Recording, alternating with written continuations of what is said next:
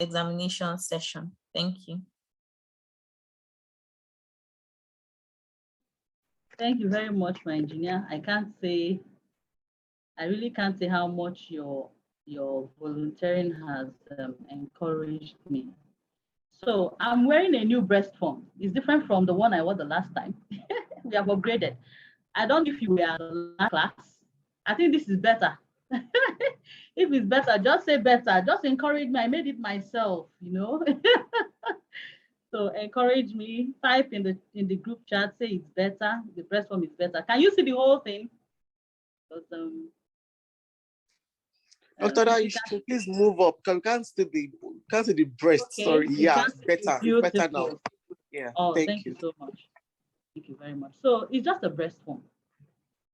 So what I'm going to do is just to demonstrate how to examine the breast. No more talks. So what's the first thing you do in examining the breast? The first thing you do is to look at that breast. Look first. There are three things in examining the breast. One is look. Okay. Two is to feel or touch. Then the third one is to press. To press the breast, literally to press. Permit me to use layman language because I just want the information to be passed in such a way that everybody can understand it. So the first is to look. What am I looking out for? These breasts, are they looking the same size? Are they symmetrical? Okay. If you look at it very well, you see that one of them is looking a little bit bigger than the other. It's coming down more than the other. And in most conditions, that is termed as normal. Okay, so I want to mention two important things in examining the breast. One is that the more you examine your breast, the more you are at home with the way your breast appears normally. And that way it's easier for you to tell when there's something wrong going on. Okay, but if you're not even conversant with the normal appearance of your breast, you know, when something goes wrong, you may not even be able to tell. It's also important to note too that whatever you do to one breast, you do to the other. Then the third thing I would love to mention before I go ahead and do the examination is that some breasts are actually lumpier than others. So women that are here, you know, men don't have so much breast tissue. They do have breasts. They can have breast diseases too. I've seen some male breast cancers even this year, okay? But it's not as common as females, and the breast is not as much as that of females. So another thing about the breast that some breasts feel lumpier than the other. So the more you examine your breast, you know, the more you know, okay, this is the normal lumpiness of my breast, okay? And then this particular area feels abnormal. Then the fourth thing I forgot to mention the last time we had the meeting was that whatever you feel on this breast, you compare it to the other breast, okay? For instance, if you're a lactating mother and you have some lumpiness or perimenstrual period, you have this engorgement, the breast feels lumpy and all that. As a medical student, then I was always worried, what is happening? You know, but now I know that after I went through the surgery class and all that, I now know that, okay, so those periods, you know, the breast feels lumpier than the other. So you compare, and that helps you to tell that, okay, well, this is like this, but this is the same thing, or this is like this, and it's not the same here. And then what do you, of course, the first thing, the only thing I'm going to tell you in this class today is that you go and see your doctor. No other person. And I'm laying emphasis on go and see your doctor for so many reasons, which we can talk about later. So you look at the breast, is any bigger than the other? And if you're used to your breast, you know that, okay, normally my left breast is bigger, or normally my right breast is bigger, and then you know that, okay, well, that's how it appears normally. Then you look, what else are you watching out for? The color. Are there any color changes? Is there any reddening? Okay, maybe this area here feels redder than the rest of the breast tissue. We all know that the breast can be, you know, largely divided into two parts. You have this area that is covered by skin, which I try to represent in light brown. And then you have what we call the nipple areola complex. This is the nipple. Then this darker tissue surrounding it is called the areola. So these are two ways of this is a way of dividing the breast into two major parts. So you're looking at it, and as you're looking at this, you're also looking at what's happening at the nipple and at the areola. Is there any area of reddening? That is it. Then you're also looking at, is there any area of dimpling?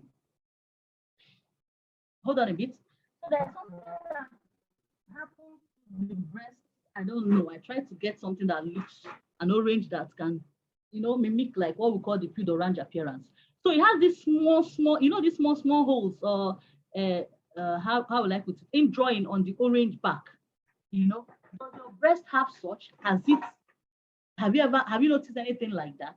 That's another thing you watch out for. Then we've talked about size, we've talked about color, we've talked about any indrawing of the breast. Those are the things you watch out for. But before you do that, I forgot to mention that there are two positions in which you can examine your breast. You can either do that lying down or standing.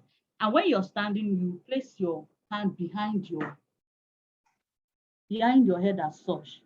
The idea is just to tense the muscles so that your breast can be seen very well. You see the way this just went up. If you are seeing my breast, it will be tensed. And anything that goes wrong, you'll be able to notice it. Or you can place it on your waist too. It does the same thing. There's contraction of the chest wall muscles. And then the breast stands out. And anything that goes wrong, you can notice it. But some people may prefer lying down, especially those who have a very big breast. And then when lying down, the breast tissue will spread out and they'll be able to access different areas. And some people that actually have big breasts may not be able to go in one direction. They may have to go step by step, this area, go there, and then go to the inner aspect. So after looking, the next thing I said is to feel. How do you feel? Your fingers. That is what you use for self-breast examination.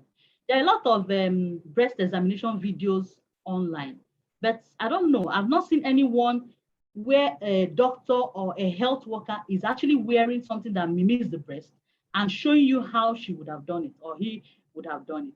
Most of the time it's done with dummies. And when you show a patient that, they're like, okay, but now I'm going to show you using a breast form that is on me. So it looks as if I'm actually demonstrating with my breast. So what you're going to do is to use the pads of your finger and then part of this, your phalanges, this area. And then go sequentially, okay? And examine, okay? Can you see what I'm doing?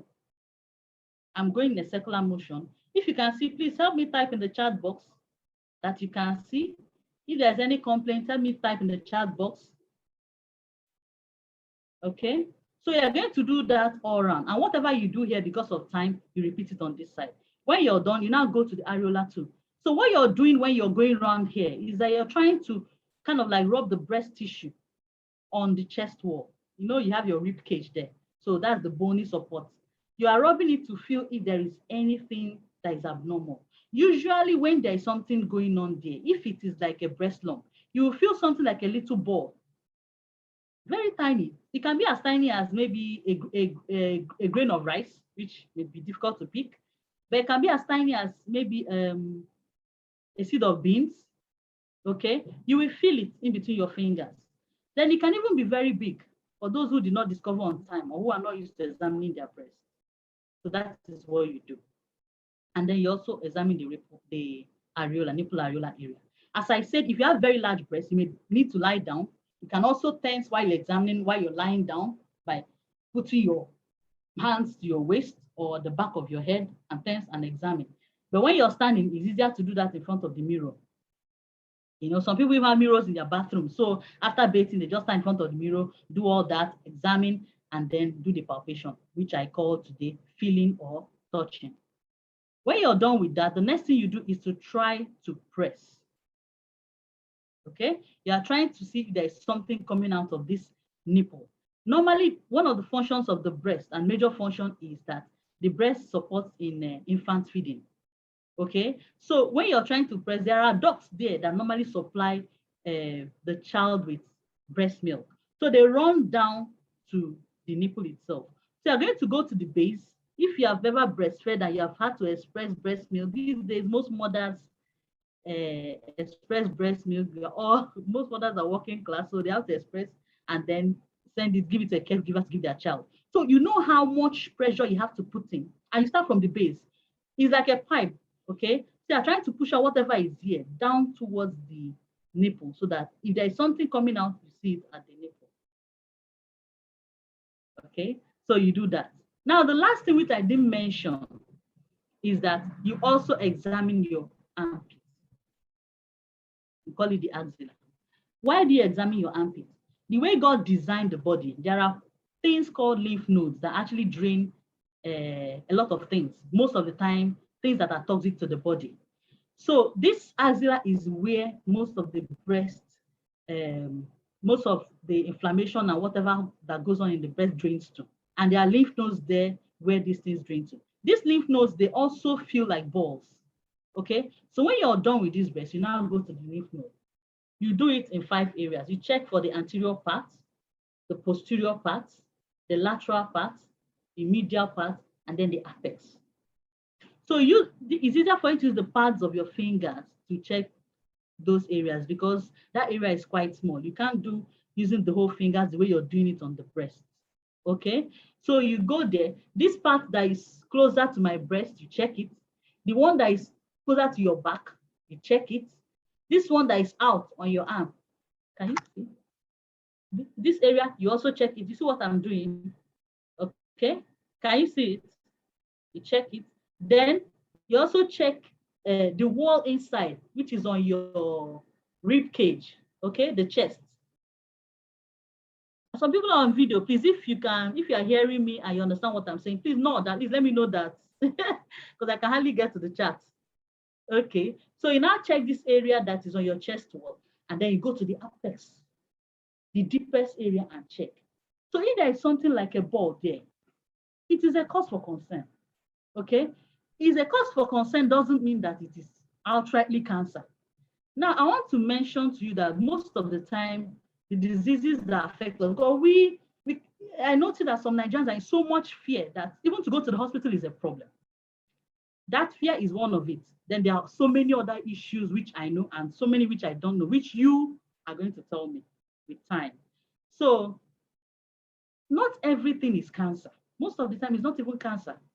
You understand? It's just, we call them benign and malignant. Benign is, let me say, is just it's a disease, but it's not something that should worry us so much. Wow, I think I've run out of time. 9 minutes, almost 9 minutes. So that is how we examine our breast. We look, we feel, and we try pressing. And then we also examine the nodes. That is the 4 major things you do when examining your breast. Thank you very much. So, Dr. Ada, thank you very much. Yes, you're welcome. So, we'll be taking the next speaker. I can't thank you enough. You're welcome, sir. I have to unmute Dr. Cornell.